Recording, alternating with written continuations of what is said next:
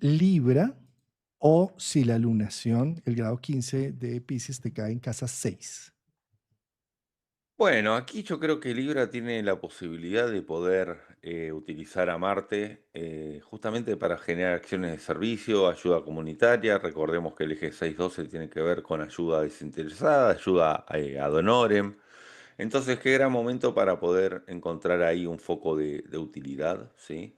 Y también volvemos al eje de las rutinas, ¿no? El eje 6, sobre todo la casa 6, que es poder encontrar el para qué la luna tiene un trigono con Júpiter, el para qué voy a encender el lavarropas, es para lavar la ropa, se entiende, es una metáfora nada más, ¿sí? Pero el para qué voy a hacer esto a las 3 de la tarde, para qué voy a hacer esto a las 5 de la tarde, y yo creo que también es una gran forma de poder dejar de encontrarle eh, la ecuación a situaciones que no tienen ecuación. Digo porque los planetas en Virgo están en la casa 12 que es un lugar que de totalidad, es un lugar más bien del mundo de lo simbólico.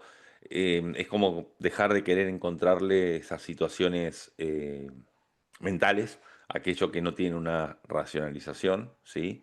Y también es una gran oportunidad que tiene de poder, con Júpiter en la casa 10 de poder expresar una expansión en su negocio, una expansión en su trabajo. La parte laboral está muy bien para Libra, ¿sí? Porque está el nodo norte ahí en la casa 6 con la luna, está Júpiter en la casa 10 la parte laboral en general la veo muy bien, y por qué no para generar nuevas asociaciones y alianzas con este Marte ahí de su lado en el ascendente, ¿sí?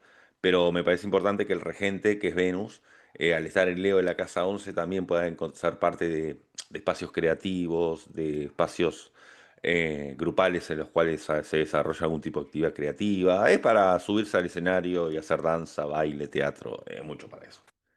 Mm. Mm. Por esta Venus aquí, ¿no? Sí. Mm. Sí. Yo también veo esto como, mira, a nivel de la salud, ve y te haces el examen que no te quieres hacer, ya. Sí, porque tienes que no estar viviendo un como sí, sino mira la realidad porque esto te puede ayudar para tener un mejor tratamiento, ¿sí? Mira qué curioso, Rafa. em, mi, mi suegro es oncólogo, es hemato-oncólogo. Entonces hablamos, tiene una conversación muy agradable, ¿sí? Muy de mucha sabiduría con toda su práctica médica y demás, ¿sí? Y hablábamos de cómo en la antigüedad tener cáncer era un lío y era incluso un tabú, no se decía, porque como no habían tratamientos suficientemente buenos, ¿sí? Al no haber tratamientos suficientemente buenos, la gente se moría muy mal. La expectativa Perdón de mi vida era muy mala. ignorancia, perdón mi ignorancia. Yo pensaba que en la Ujú. antigüedad no existía.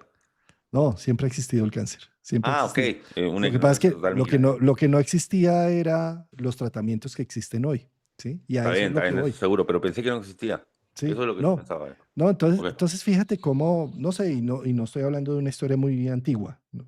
Medieval, estoy hablando de una historia reciente, estoy hablando, digamos, de hace 50 o 60 años, ¿sí? Ah, ok, pensé que hablabas del ¿Sí? medioevo, de... en donde finalmente no habían tratamientos suficientes, ¿sí? Entonces, tener cáncer, pues cáncer es, digamos, las mismas células que se van pudriendo y se van dañando, entonces generan malestar, dolor, malos olores, una situación muy compleja, ¿sí? Entonces era un tabú, la gente no decía que tenía cáncer, simplemente se moría, ¿sí? Entonces es curioso constatar en este momento con tantos tratamientos nuevos que hay frente a tantas situaciones en donde lo que procura, o sea, todos igual nos vamos a morir algún día, pero lo que da es una calidad de vida a la persona que tiene cáncer, ¿sí?